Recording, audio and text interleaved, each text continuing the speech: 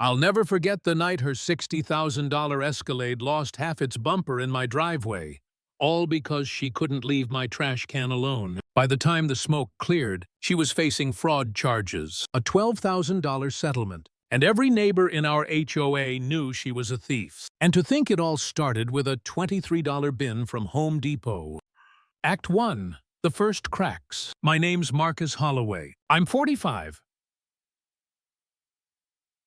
An electrician by trade, recently divorced, raising 2 teenagers. Emma, 16, and Tyler, 14. I bought this corner lot house in Pinewood Gardens, Ohio, thinking it was a fresh start. Safe schools, quiet streets, maybe a little too quiet. The kind of neighborhood where the grass has to be exactly 2.5 inches tall, and your mailbox comes in one of 3 approved colors. What I didn't count on was her, Brenda Whitmore. 52, retired banker, widowed, no kids. She crowned herself the HOA's compliance officer, which isn't even a real position. She had the president wrapped around her finger, so everybody treated her like she was untouchable. Her weapon of choice, a pearl-white Cadillac Escalade the size of a tank. And every Tuesday at 6:15 a.m. Right when trash pickup was due, she'd clip my bin on her morning power drive. First time it happened, I thought, okay, accident. I was still in my pajamas, picking up banana peels and coffee filters, while she rolled her window down and said, "All sweet? Oh my. These streets are so narrow. I hope you weren't too attached to that old thing." That old thing was brand new. By Friday, after 4 bins in 1 week, I knew it wasn't an accident. My neighbor, Mrs. Olivia, leaned across her porch and whispered in her careful English, "She takes the long way on purpose. Always your side." So I tried the reasonable approach, caught Brenda during one of her sidewalk patrols. "Hey, about the trash can." She cut me off with that sugar-coated smile. "Marcus, you're new to community living. Maybe consider a placement timing adjustment."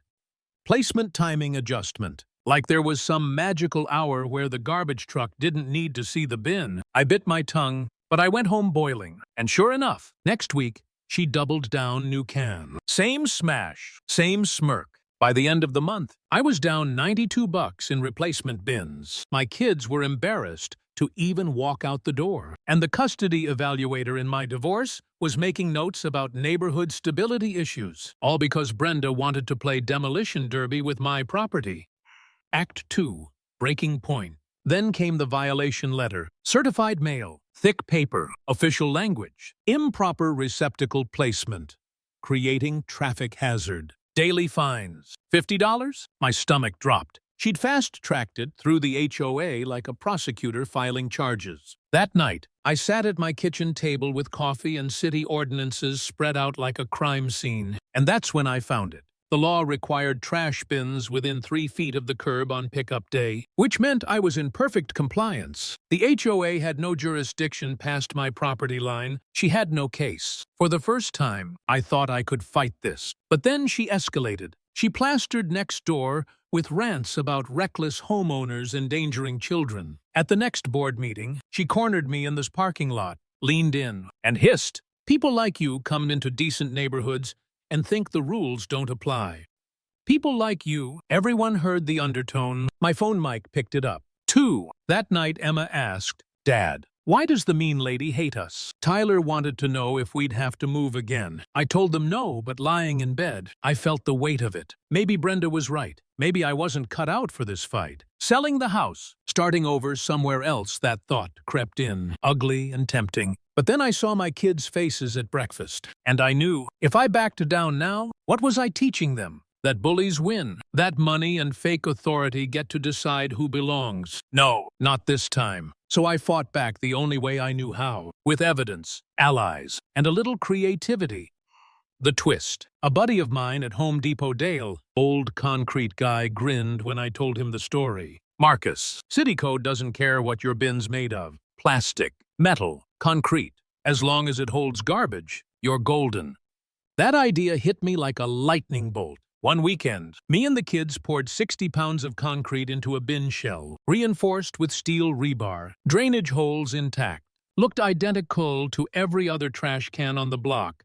except mine was indestructible. Monday morning, I set it by the curb. 6:15, right on schedule. Here comes Brenda's Escalade. She hit it at full speed. Instead of a crunch, there was a thunk, followed by the sound of her running board bending like foil. My can didn't move an inch. I sipped coffee at the window, watching her sit in the driver's seat, stunned. Then, like the definition of insanity, she tried again. More damage. My can just sat there, smug as a stone. Within a week, her SUV looked like it had gone through a war zone, and the neighborhood noticed. Kids at the bus stop were placing bets. Parents were whispering. Someone even posted a time-lapse of her collisions online with circus music.